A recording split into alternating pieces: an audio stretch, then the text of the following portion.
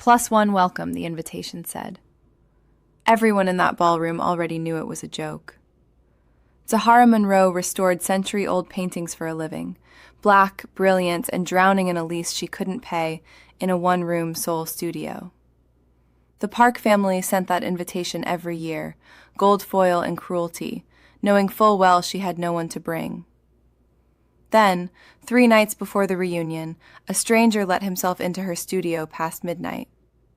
Tall, black suit, a dragon tattoo coiling up his neck from under his collar. Kang Tae-jun, the man Seoul called the Silent King, didn't want a painting cleaned. He wanted to know if the one his family's rivals were about to sell was real. He asked her to walk into that ballroom on his arm, in front of every person who'd mailed her that invitation to mock her, and examine every painting in the room, reporting to no one but him. She said yes. What she didn't know yet was that the painting waiting for her under those chandeliers was about to demand more from her than her eyes, and that before the night ended, she'd have to decide exactly how much she was willing to lose to prove she was right. Before starting the story, comment down below where you are watching from and what time it is there. If stories of karma, love, and hidden truths move you, leave a like, be sure to subscribe to the channel, and click join to become a member and help our channel. The loop bit into Zahara's eye socket and she didn't blink. Under the lens, the craquelure of the 19th century landscape split into 100 hairline canyons. She dragged a sable brush the width of an eyelash across a paint loss no bigger than a grain of rice, matching pigment to pigment until the wound in the canvas closed. 3 hours in that position. Her neck screamed. She ignored it. Someone hammered on the studio door before she could set the brush down. Miss Monroe. The landlord didn't wait for an answer. He let himself into the Bukchon studio the way he always did now, like the Hanok's carved lintel and the paintings drying on every wall belonged to him already. End of month. I know what month it is. You know what you owe. He didn't look at the restoration table, at the 18th century court portrait waiting for consolidant, at the 3 commissions stacked against the wall that would clear her debt the moment clients paid. He looked at his phone, thumb already scrolling to the next tenant on his list. 2 weeks, or I show the space to the tea house owner. Zahara set the loop down with more care than the moment deserved, because her hands wanted to do something else with it. I restored a Kim Hong-do sketch for the National Museum's on-loan exhibit last spring, she said. I can restore anything you put in front of me. I cannot restore a due date. He shrugged and left the way he came, and the door didn't so much close as surrender behind him. She stood alone with the smell of rabbit skin glue and mineral spirits, the only inheritance her mother had left that still had a pulse. Margaret Monroe had spent 22 years with a scalpel in her hand and half of Seoul's old money paintings passing under it, and she'd died with a studio full of unfinished work and a bank account that wasn't. Zahara had taken both. The unfinished work she could finish. The debt just kept compounding, patient as rot behind a frame. The envelope came an hour later, slid under the door by a courier who didn't knock. Heavy cardstock, gold foil edge, the Park Heritage Group crest embossed above a line of Hangul and English that took her 3 reads to believe. Miss Zahara Monroe. In honor of the memory and service of the Monroe family to the House of Park. Annual Heritage Reunion and Investor Preview.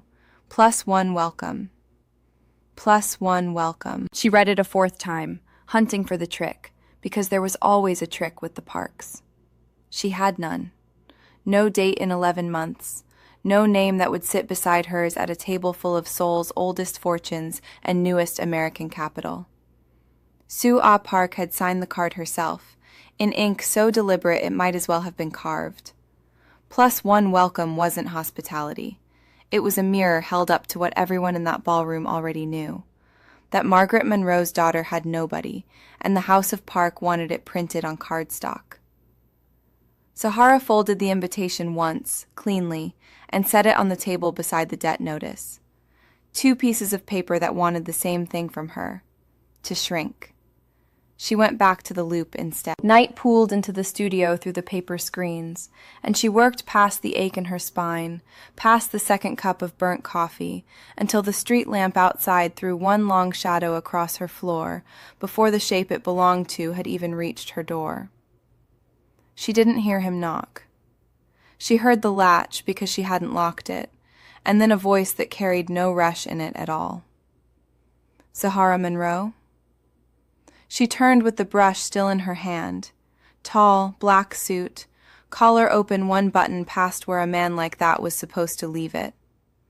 She'd seen enough society photographs pinned to gallery walls to place the face before he said a word. Kang Tae-jun, the one the tabloids called the Silent King because he was never quoted, only photographed, always at the edge of frame. The door was open, he said, as if that explained why a stranger was standing in her restoration studio at 11 at night. It's a studio, not a lobby. She set the brush in its jar. You want a painting cleaned? Come back at 9. I don't want a painting cleaned. He held out his phone, screen already lit. I want to know if this one is real. She took it before she decided to.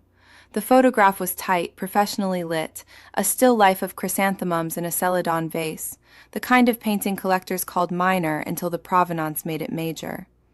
Something in the brushwork snagged behind her eyes before her mind caught up to why. Where was this taken? The reunion ballroom.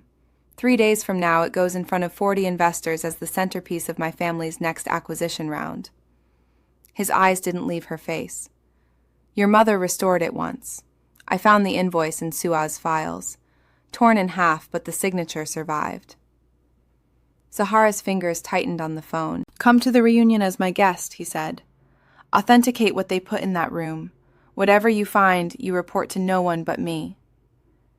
You want me at a party full of people who mailed me an invitation as a joke. I know exactly what that invitation was. For the first time his voice thinned, sharpened. I'm not asking you to laugh it off. I'm asking you to walk in on my arm and make every person who signed it regret it. Somewhere behind him, past the paper screen, a car idled at the curb with its lights already on, waiting, like he'd never once considered that she'd say no. She didn't move toward the car. If I walk in on your arm, Zahara said, I walk in as an authenticator, not a date. She crossed her arms, pigment still ghosted under her nails. Every painting they roll out for those investors gets my eyes first. I sign off or nothing gets sold.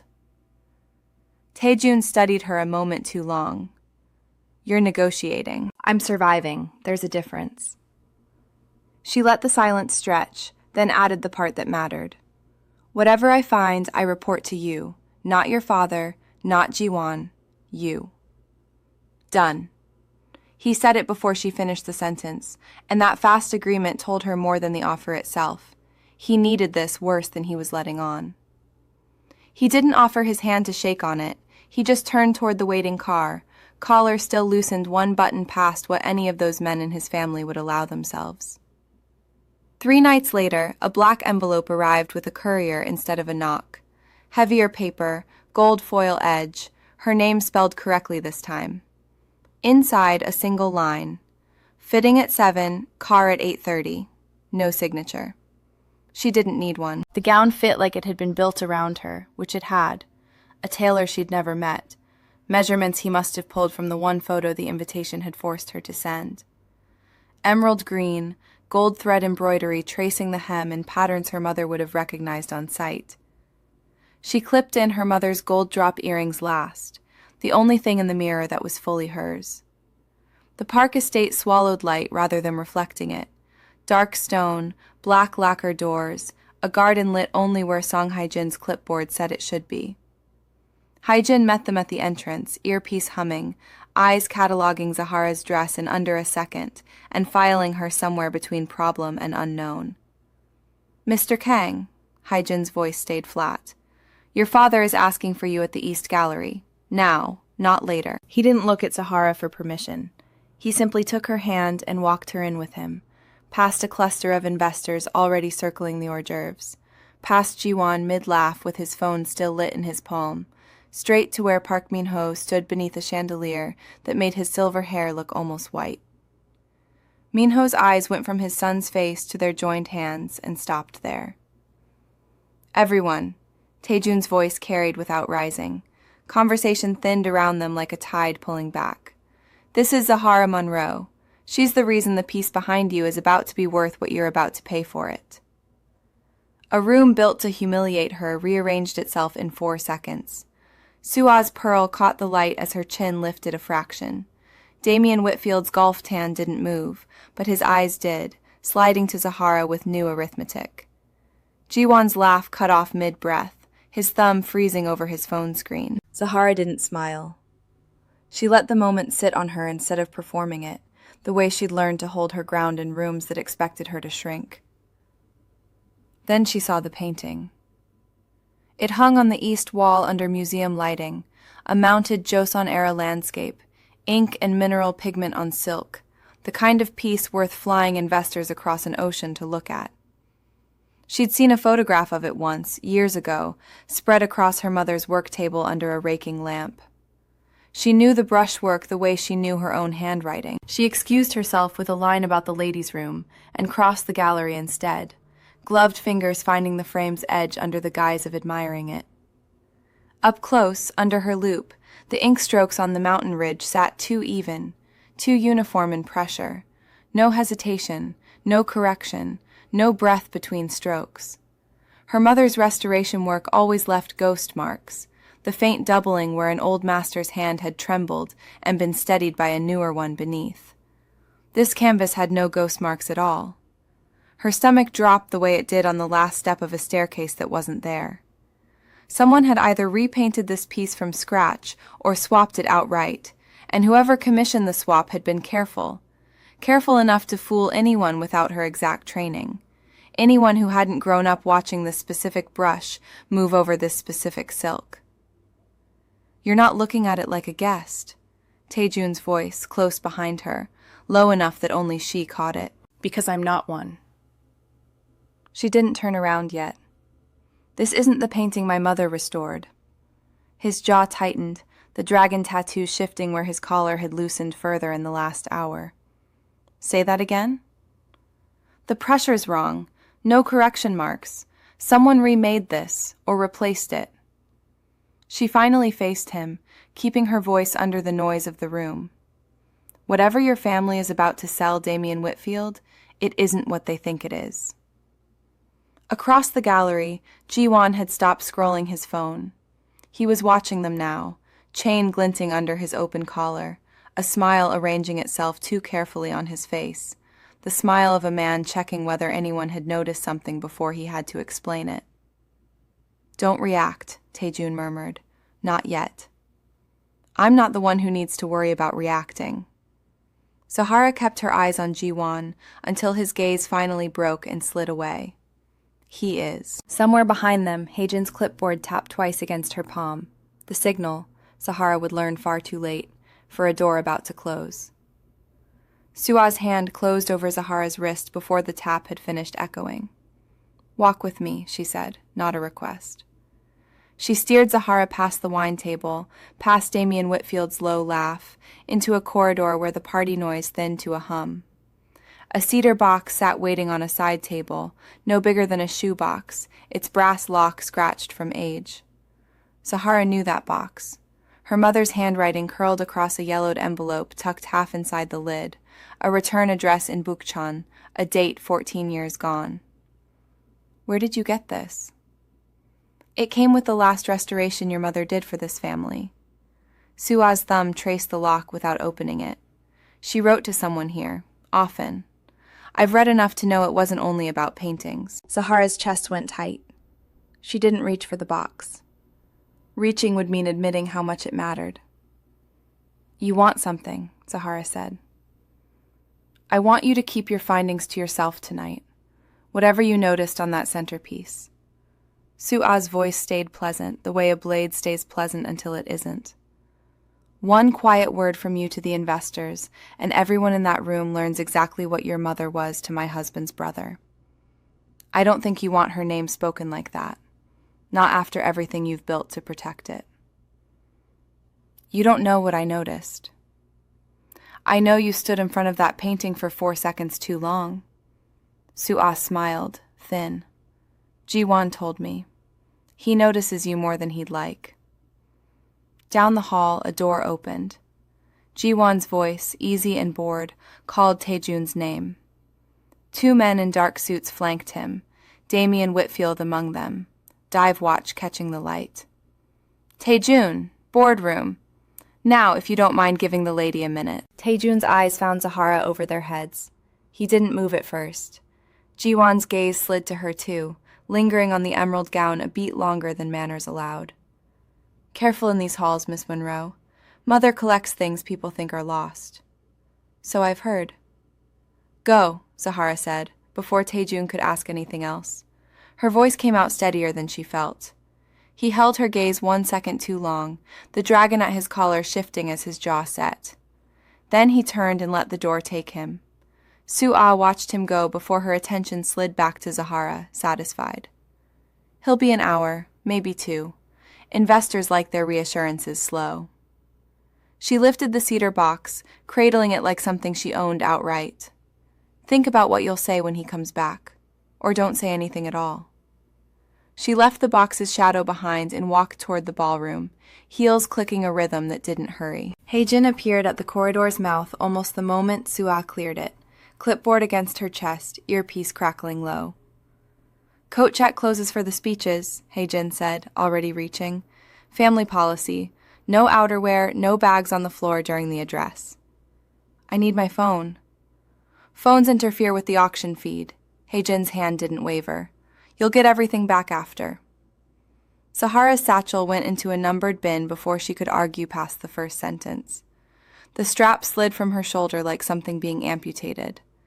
Inside that bag, her loupe, her UV torch, the folded photograph of brushstrokes she'd meant to compare against the centerpiece the moment she had 5 unwatched minutes. Gone now.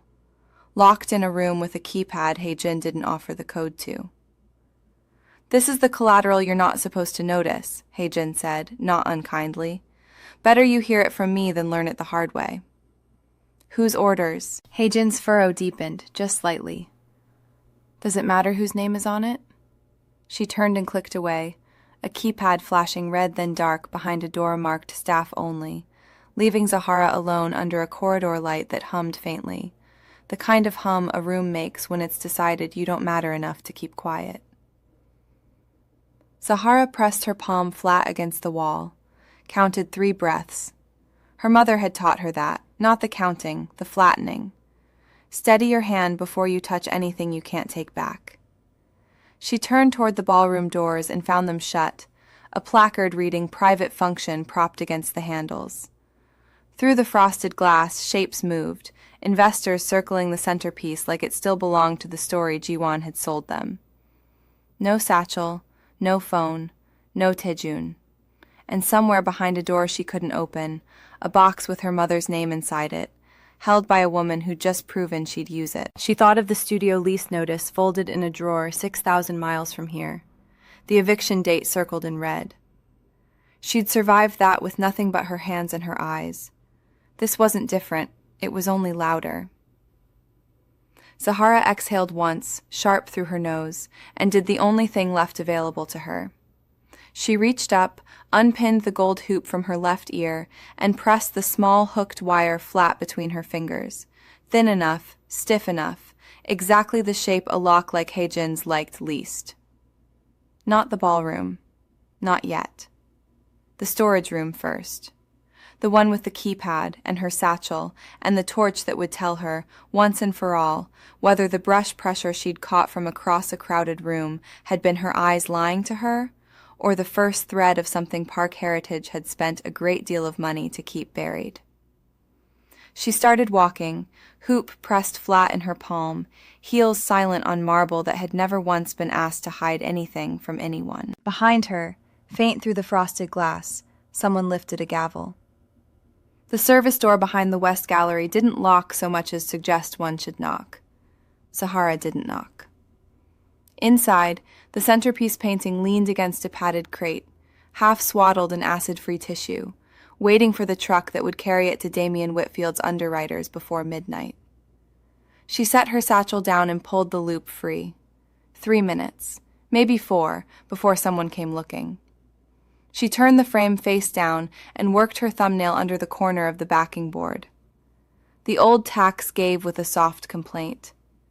She peeled the brown paper back in one long strip. Underneath, the tacking margin was wrong, too clean, too new. Her mother had restored this exact painting 11 years ago. Zahara had watched her do it, age 9, cross-legged on a drop cloth, eating rice out of a tin. Delphine Monroe never signed her work where a client could see it. She signed where only another restorer would ever look. A half-inch mark in walnut ink, tucked under a fold of canvas nobody unstretched twice. Zahara found the fold. She found no mark. She found, instead, a second canvas glued flush against the first, the seam disguised under a bead of varnish that hadn't finished curing. She pressed her thumbnail into it. It gave, tacky, honest. Somebody had built a copy over the copy. Somebody had buried the real signature under a lie 6 weeks old. She peeled the corner further. A sliver of the original showed through a hairline gap. Her mother's mark. Walnut ink, initials DM, inside a circle no bigger than a shirt button. The real painting hadn't vanished. It had been sold. This was what covered the hole. Zahara sat back on her heels and understood the shape of it whole. Jiwon hadn't just resented the reunion, or her, or his father's plans. He'd needed cash before the auction closed, and a park heirloom nobody who mattered ever looked at twice was the easiest thing in the house to steal from himself. She photographed the seam, then the mark, then the still tacky varnish with a coin beside it for scale. Her phone sat in a drawer somewhere under Heijin's key. She used the estate's own inventory camera instead, forgotten and charged on a hook by the crate. The gavel sound came again through the wall, closer than it had been in the corridor. 15 seconds, maybe less. She didn't fix her hair. She didn't put the earring back on. She walked into the preview room holding the camera, backing board tucked under one arm like a shield, and the room turned toward her the way a room turns toward a fire alarm nobody pulled on purpose. "Stop the sale," she said. Damien Whitfield's pen hovered over the paddle card. Park Min-ho half rose from his chair. Sua's mouth thinned to a line that had already decided whose fault this was. "That painting isn't the one my mother restored," Zahara said. "It's a copy, glued over the real canvas, finished maybe 6 weeks ago. Her signature mark is still underneath. I can show you exactly where." Jiwon's hand found his phone and didn't move it. That stillness said more than the chain around his neck ever had. "This is absurd," Sua said. "She has every reason to lie. I have her mother's letters locked in." "Then unlock them," Zahara said, "in front of everyone. Let's see whose name is actually on the provenance file next to mine." Min-ho raised one hand and the room obeyed it out of 40 years of habit. He studied the backing board. He studied the camera screen Zahara turned toward him. The seam, the mark, the coin for scale. He studied, longest of all, his son. Jiwon didn't deny it. He simply stopped performing certainty, and the absence of the performance was the confession. "The sale is postponed," Min-ho said. Quiet, final, the kind of quiet that ended careers. Whitfield set his paddle down without being asked twice. A man who golfed with 3 other families didn't need to watch this one collapse any longer than necessary. Heijin appeared in the doorway a breath later, the cedar box in both hands, her face somewhere between apology and relief. She didn't wait for Sua's permission this time. She crossed the room and set the box in Zahara's free arm herself. The wood was warm from wherever it had been hidden. Zahara didn't open it yet.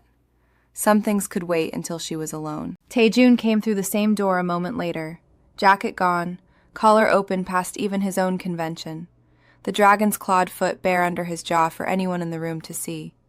He'd clearly run. He stopped when he saw her standing there, unbroken, holding proof instead of an excuse. "They told me it was handled," he said. "It is now." He looked at the box in her arms, at the backing board still under the other, at her bare earlobe where the hoop wasn't. Something in his face gave way, the same way the old tax had. "My family spent 30 years collecting things quietly," he said.